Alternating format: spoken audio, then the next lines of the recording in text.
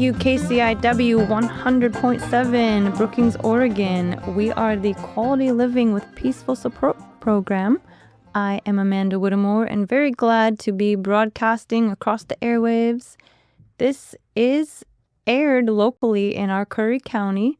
We are an LP radio towers. However, with all of your donations and volunteer time, as this station is fully ran by volunteers and donations, we could eventually one day get on one of those high-powered radio stations. However, till then, we have our online global access on our page at kciw.org.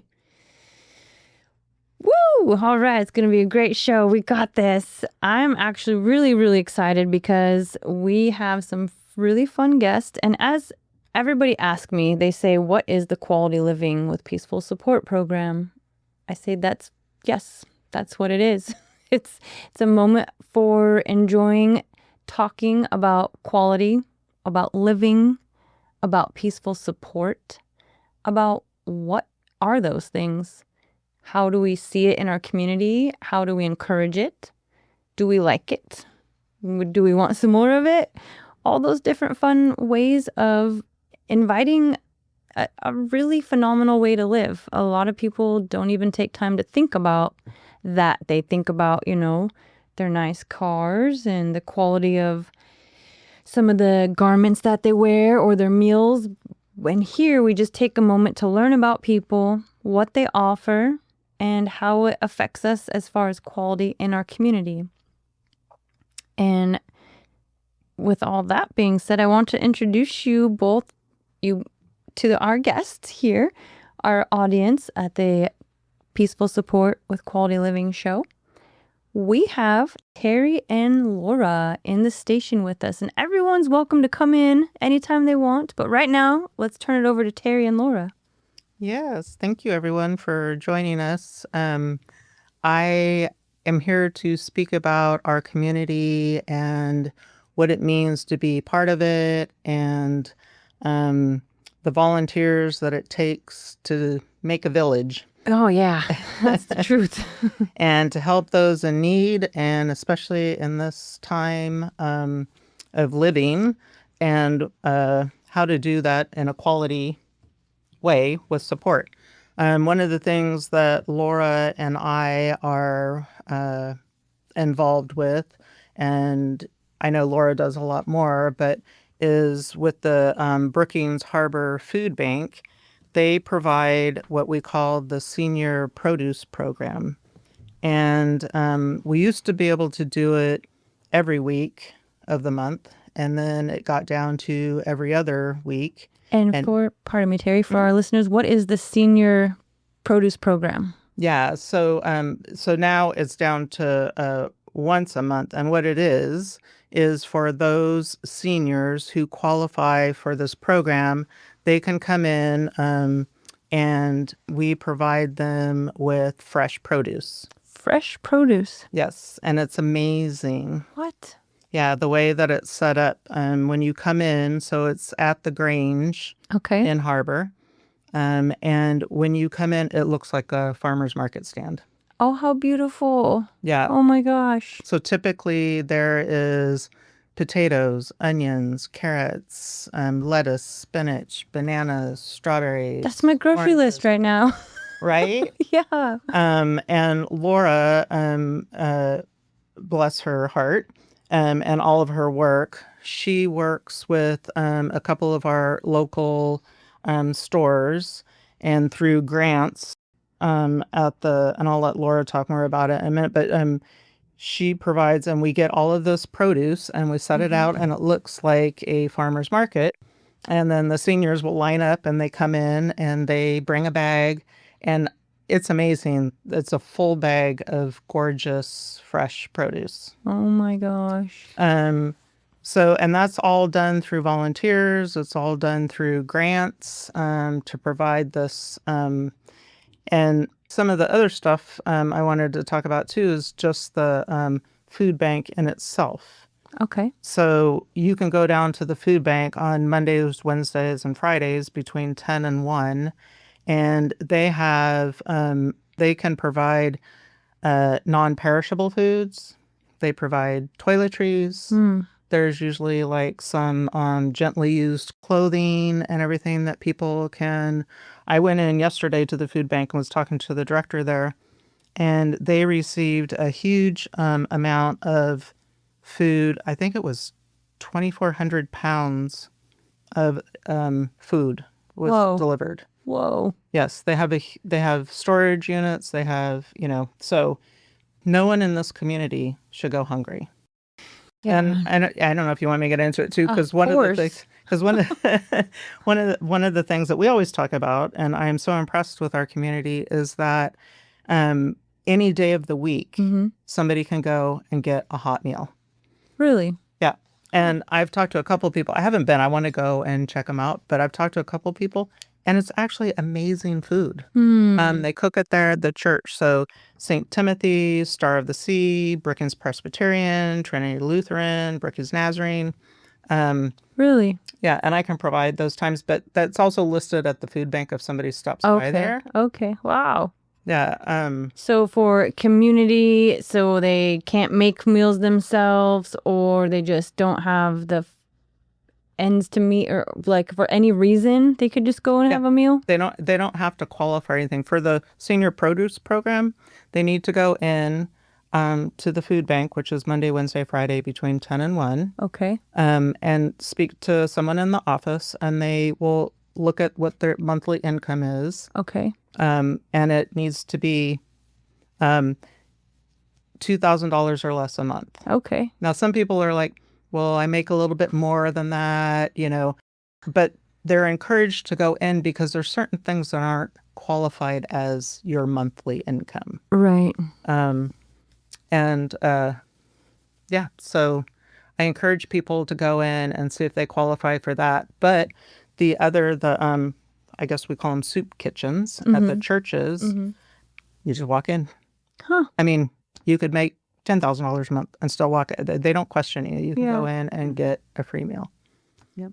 Yeah. And St. Timothy's, I think it's on Tuesdays. Yeah. You can also get a shower. Interesting. Yeah.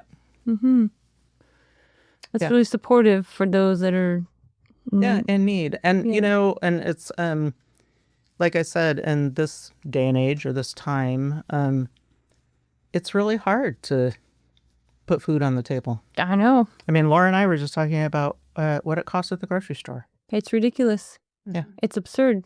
It is scary. It's like almost worse than the gas stations. Yeah.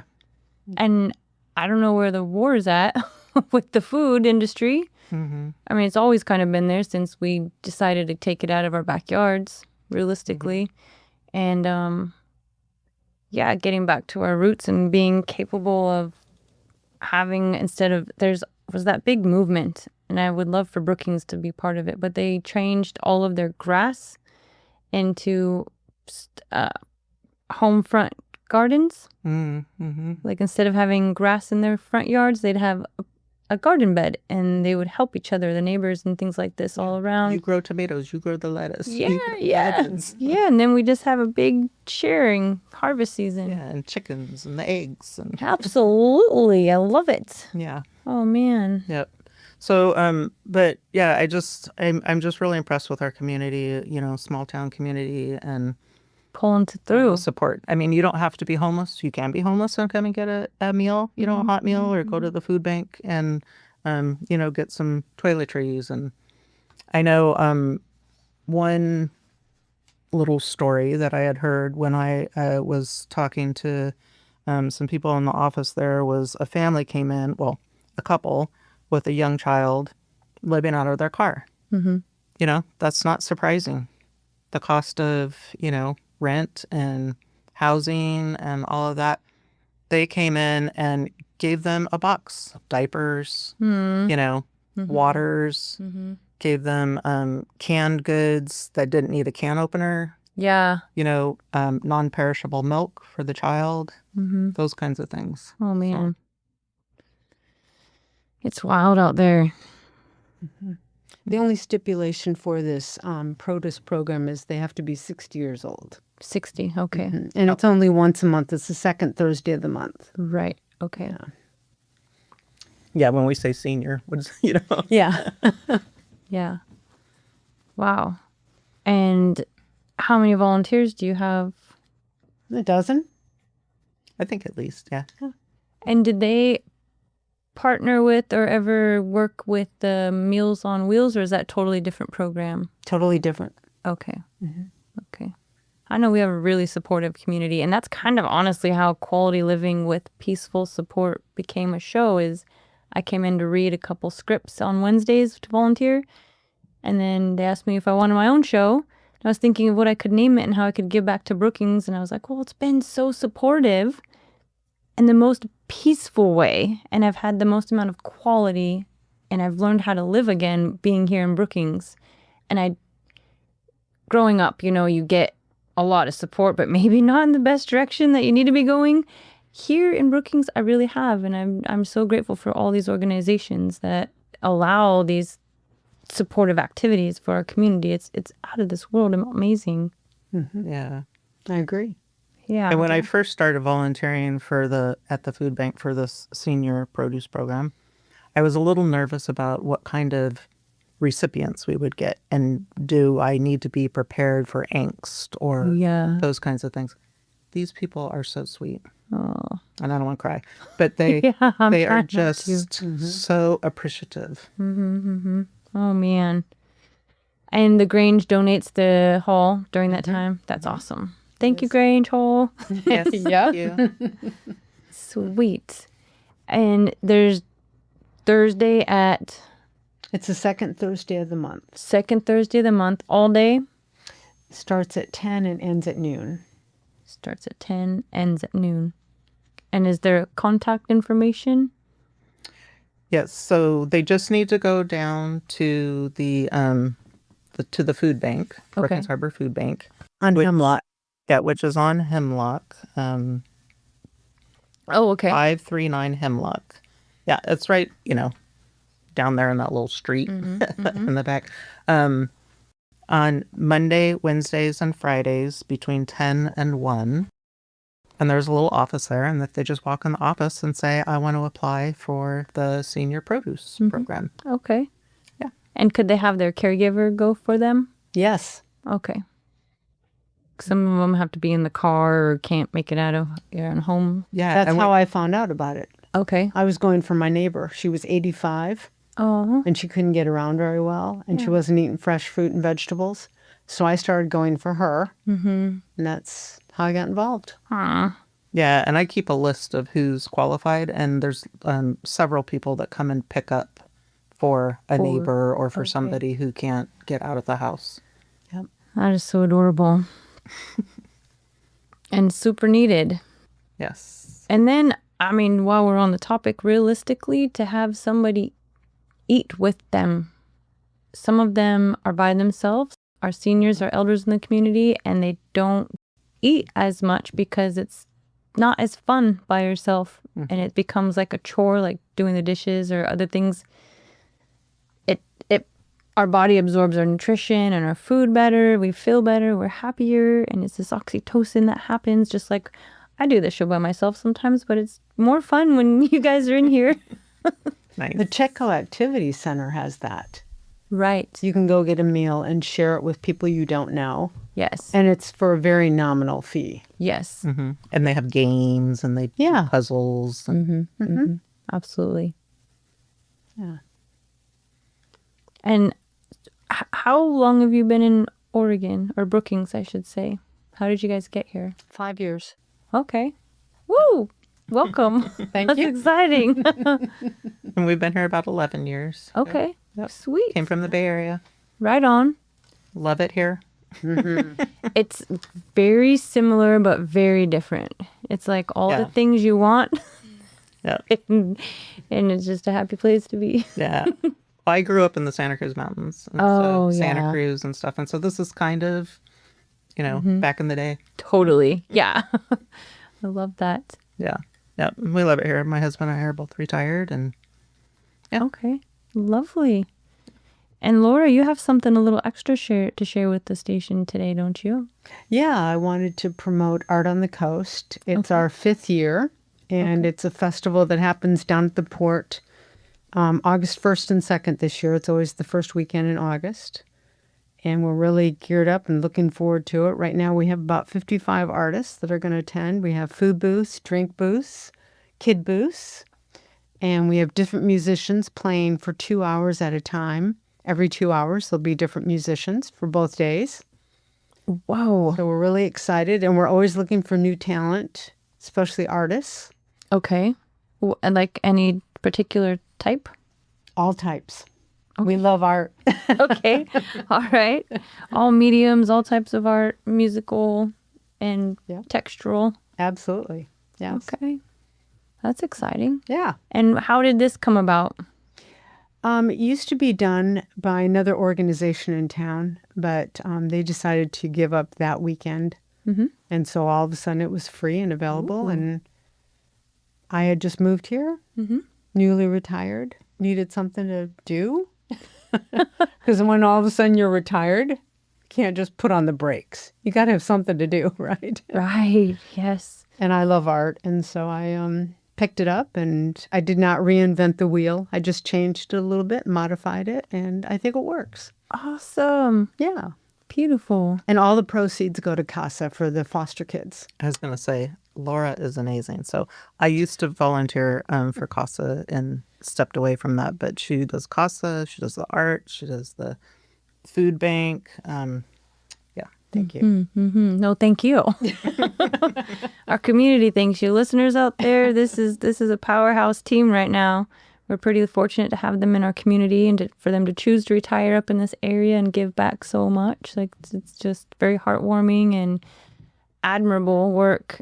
And I wish there were more active people out there, any age, really. I feel like, when I was a kid and I don't know, 95 or something like that, I feel like 95 to '05, there was a lot that might have been like the end of since the 60s or something, but they just volunteering in general just seems like it's not as popular as it used to be. I got in as a late teenager and kept it at heart my whole time, and I just really wish that more, even back then, I just feel like that was the very last of the volunteering era. Like, you either had it when you were younger and you learned about it, or it just doesn't exist to people, and it's like pulling teeth to get, but then there's always the ones who do volunteer and give wholeheartedly. They do it in all facets of their life, and it's really meaningful, and it's not even, it doesn't take, it's symbiotic. And it's something that's so giving and nurturing as we do it. I have a whole entire section, a whole show on past shows of just me in here on my soapbox by myself talking about the benefits of volunteering and how I've gotten the best jobs from volunteering and friendships and all types of things you never even think are going to happen. That's right. I wouldn't have known Terry if it wasn't for CASA and the food bank. Yeah, just the networking and how it makes you feel to volunteer. Yeah. And it's not hard. Yeah. You just show up. Yeah. It's not brain surgery. Right. Yeah. It just happens naturally. Mm-hmm. So people don't have that though, and that's okay. It's just interesting just to think about. Yeah. And so one of the things too is, we talked about the food bank and, the soup kitchens and how people can get a hot meal and, produce delivered to their homes. But you can also come to the food bank if you want to volunteer. Yes. It's not just for resources for people to get help. We want to provide help. So you can go to any of the churches, and you don't have to be a member of the church, and say, I'm interested in volunteering. What can I do to help? The food bank, they have, oh my gosh, that place is like a beehive. Because like I said, if you have 2,500 pounds of food delivered, that has to be sorted, put in cold storage, put in, Whoa. sections. And yeah, they're very busy and can always use more help. Yep. good. And how would they just show up at the Hemlock on, Street? on Hemlock on Monday, Wednesday, Friday between 10 and 1.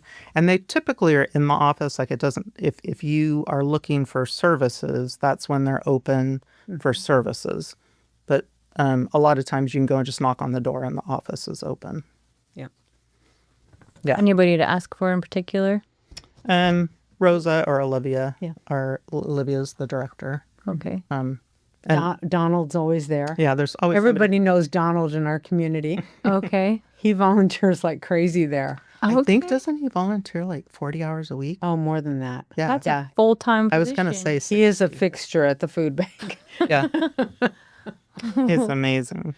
That is so kind. Mm-hmm. Oh, man. Yeah, and it's 539 Hemlock, but 539. Thank you. it's kind of right next door to a like daycare place right there. It's easy to And find. the Railroad Deli. It's kind of behind it. Yeah. Yeah, Right on Hemlock. on Hemlock. Yes. Yes, it's easy to find. Awesome. We love that. Is there any like upcoming goals that either one of these projects has, or anything that we like? Is there a certain entry date by for your art on the coast? We're still accepting applications. Okay. My flyer that I've got out there on the streets says May 1st, Okay. but it's just we have to put some kind of date there to get course. the majority of the artists. But if there's a great artist that wants to join us next week, then we want them. Okay. Good. And the food bank is ongoing all the time. Yes. I mean, the goal is always grants. Great. Okay. And local contributions too. Sometimes we get some pretty good donations from some of our residents that are better off. Yeah, and this is something interesting that we used to do in where I lived in California is we had a lot of excess backyard fruit. And elders or people who didn't have time, they were going to the city for work and their just backyard was just riddled with fruit and it became a nuisance. The rest of us were starving. So we would go and get volunteers to go to those places and round up their backyard and give it away to the people who want it. And people do that here as well. They do. They'll bring us a bushel of apples Perfect. or lemons. Yeah, perfect. Good. And there's like people coordinated that go and people know about this. Well, so that was sparking a thought. We have a good friend who, yes, I mean, there's apples here everywhere in the fall.